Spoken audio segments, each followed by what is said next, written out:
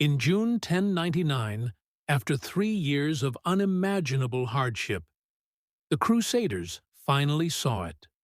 Jerusalem, gleaming under the desert sun. For many, it was the first time they had ever seen the city they'd risked everything for. The Crusaders, hungry, dehydrated, and exhausted, were now trapped between the walls of Jerusalem and the burning Judean hills. They had no siege engines, no water, and no time. If they failed here, the entire crusade would collapse. And so began the final chapter of the First Crusade, the siege that would shake the medieval world. Part 1. The siege begins. Starvation, faith, and desperation. The Crusaders surrounded Jerusalem in June 1099, but what they faced was a fortress city prepared for war. Jerusalem's walls were towering, nearly 40 feet high, reinforced with towers, and lined with defenders armed with bows, stones, and boiling oil. Inside, Iftikhar al-Dawla, the Fatimid governor, had gathered a garrison of trained Egyptian soldiers and local militias. By June 13th, the Crusaders launched their first assault on the city walls. They attacked from multiple sides. Godfrey of Bouillon from the north, Tancred from the northeast, and Raymond of Toulouse from the south near Mount Zion. They had only a few ladders and makeshift siege towers. Under a hail of arrows and stones, they tried to scale the walls, but were pushed back brutally. Boiling oil and flaming projectiles rained down on them. Hundreds fell that day. The assault failed. The Crusaders retreated. At that moment, the Crusaders turned to faith. A small fleet of Genoese ships had docked at the port city of Jaffa, carrying supplies and skilled carpenters. The Crusaders quickly dismantled the ships and transported the wood overland to Jerusalem. Now they had the materials to build siege towers, ladders, and battering rams. Work began day and night. Every man, woman, and child in the Crusader camp helped, hammering, sawing, dragging timber under enemy fire. By mid-July, 2 massive siege towers were completed. The Crusaders prayed one last time. They knew the next assault would decide everything, glory or annihilation. As night fell on July 13th, the Crusader camp fell silent. Fires flickered across the hills, and the air was thick with the smell of sweat, wood, and anticipation. Men sharpened blades. Priests blessed weapons. Some wrote final letters to loved ones, knowing they might not see another dawn. Inside Jerusalem, the defenders prepared too. Iftikhar al-Dawla ordered boiling oil, stones, and flaming torches, ready at every tower. The next sunrise would bring the bloodiest day of the entire crusade. The sun would rise on July 14th, and with it, the storming of Jerusalem would begin. Part 2. The Final Assault. On July 15, 1099, under a blinding sun, the Crusaders launched their final assault. Trumpets sounded, priests raised crosses, and the siege towers rolled forward again, creaking, groaning, inching closer to the walls.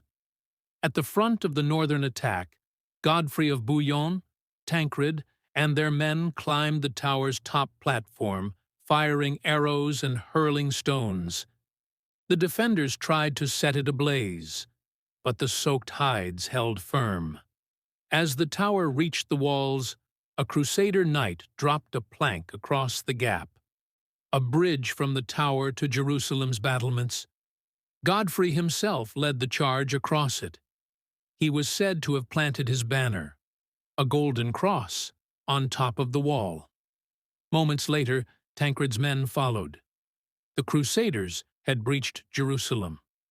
Panic erupted inside the city. The defenders fled to inner strongholds, while others fought desperately in the streets. The gates were forced open, and Crusaders poured in from every direction.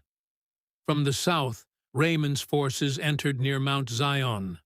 From the north, Godfrey's knights swept through the Muslim quarter. For the Fatimid defenders, there was nowhere left to run. The holy city, the dream that had driven them across continents, was finally in their hands. Another scene unfolded, one of horror. The holy city was now theirs, but what they did next would stain its name in blood for centuries. Part 3. The Fall of Jerusalem. What followed was chaos. In the narrow streets, battle turned to massacre. The Crusaders, driven by years of hardship and holy fury, showed no mercy. Muslim defenders, and even many civilians, were cut down as the army swept through the city. Chroniclers would later describe the streets of Jerusalem running red with blood. At the Temple Mount, thousands were slain. Even some Christians of Eastern faith, who had lived under Muslim rule, were not spared. To the Crusaders, it was divine judgment. To others, it was horror.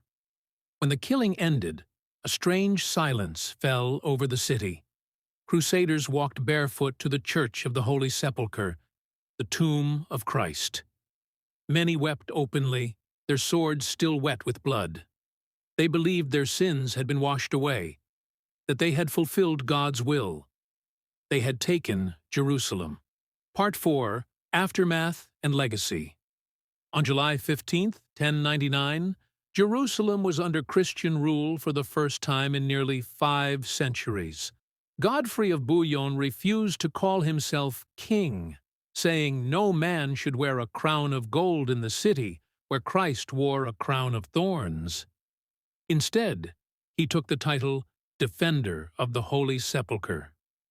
News of the victory spread across Europe. Churches rang their bells, and pilgrims dreamed of journeying to the Holy City once more. But the cost was immense. Tens of thousands lay dead. The Crusaders, who saw themselves as God's instruments, had become symbols of both faith and fury. For Muslims, the fall of Jerusalem was a tragedy and a call to arms.